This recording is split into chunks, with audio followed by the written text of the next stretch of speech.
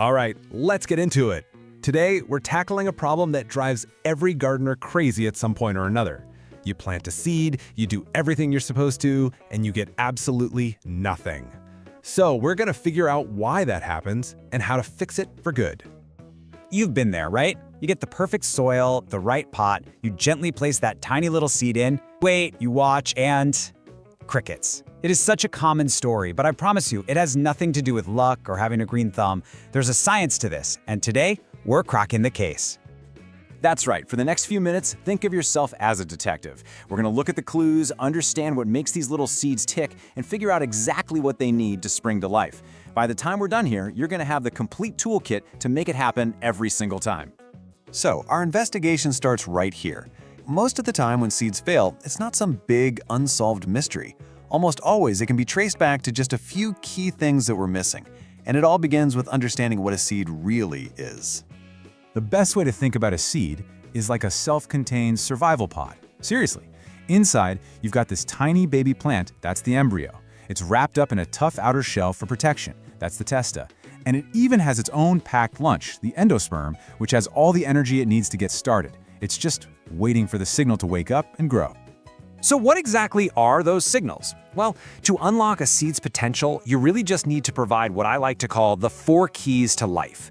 If you can get these 4 things right, you are golden. Let's break them down, one by one. First up, and this is the big one, water is the catalyst. It's the starting gun. A seed soaks it up through this process called imbibition, and that water does 2 critical things. First, it softens up that protective seed coat so the little sprout can actually break out. And second, it kicks off all the internal chemistry that tells the seed it's go time. Without water, literally nothing else matters. Second, and this might surprise you, seeds have to breathe. They need oxygen. See, they use oxygen for something called cellular respiration, which is just a fancy way of saying they're converting that packed lunch, the endosperm, into usable energy. So if your soil is way too dense, where you've watered it into a swamp, you're basically suffocating the seed before it even has a chance. The third key is temperature, and you can think of this one like the gas pedal for the seed's internal engine. The temperature controls the speed of all those chemical reactions going on inside. If it's too cold, everything just grinds to a halt. But if it's too hot, you risk cooking the delicate little plant inside. So there's definitely a sweet spot.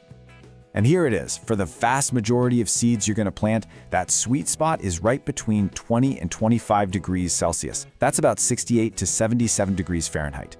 This right here is a huge piece of evidence. If your seeds aren't sprouting, the very first thing you should check is the temperature. Now, our final key is light. And this is the tricky one. This is the variable that trips people up. Because unlike the other 3, which are pretty much universal, the need for light really depends on the seed. Some seeds, like lettuce, actually need light to get the germination process started. But others, like calendula, need total darkness. This is why you've got to read the seed packet. Detective, we know what a seed needs to succeed. Now let's investigate the crime scene. We're going to look at the most common signs of failure and figure out exactly what went wrong. Oh man, this is probably the most familiar sight for any new gardener. You get so excited because something finally sprouted, but it's just this long, skinny, pale, and kind of floppy thing. Does that sound familiar? Well, there's actually a scientific name for what's happening. The diagnosis is etiolation. It sounds super technical, I know, but just knowing the name is the first step because it tells you exactly what the problem is and how to fix it. So what is it? Etiolation is, put simply, a plant's desperate search for light.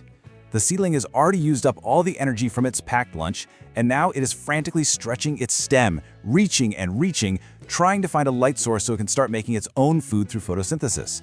It's in a race against the clock, and that long, leggy look is a clear sign that it's losing. All right, another really common mistake is just forgetting that not all seeds are built the same.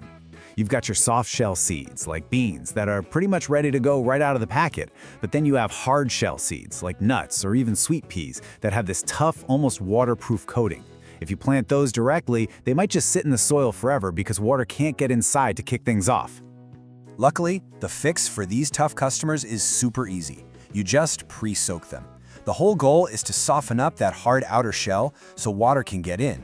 All you do is submerge the seeds completely in some clean water for about 12 to 24 hours before you plant them. I'm telling you, this one simple step can be the difference between total failure and amazing success. Let's take all these clues we've gathered and put them together into your very own diagnostic toolkit. This is your systematic, step-by-step guide to solving pretty much any germination problem that comes your way. The most important thing here is to check these things in the right order. Always start with the easiest and most common culprit: temperature. Is it consistently in that 20 to 25 Celsius sweet spot? If the answer is yes, then move on to water. Is the soil moist, but not a swamp? If that's good too, then finally check for oxygen. Is the soil all compacted and dense? This 3-step check will solve, I'd say, 90% of your problems. In this chart right here, this is your ultimate cheat sheet. So, if you're seeing absolutely no sprouting, run that 3-step system check we just talked about: temperature, water, oxygen. If you see those long, leggy seedlings, instantly it's a light problem, etiolation. And if your soil is a total swamp, that's a classic case of overwatering, which is cutting off the oxygen. It's as simple as matching the symptom to the solution. Fantastic. So we've learned how to solve problems when they pop up, but the best gardening is all about preventing problems in the first place. This last section is all about setting your seeds up for success from day one, and then what to do right after they've sprouted. Here are a few quick pro tips. For planting depth, a good rule of thumb is about 1 to 2 times the seed's own diameter. Always try to use a sterile seedling mix to avoid any nasty diseases. When you first water, use a fine mist. Don't just dump water on it. And a simple plastic dome or even a plastic bag can create a perfect little mini greenhouse to hold in humidity. Now, once your seedlings are up and they've got their first real leaves, you can't just toss them outside into the garden. They've been living a sheltered life. They need to be hardened off.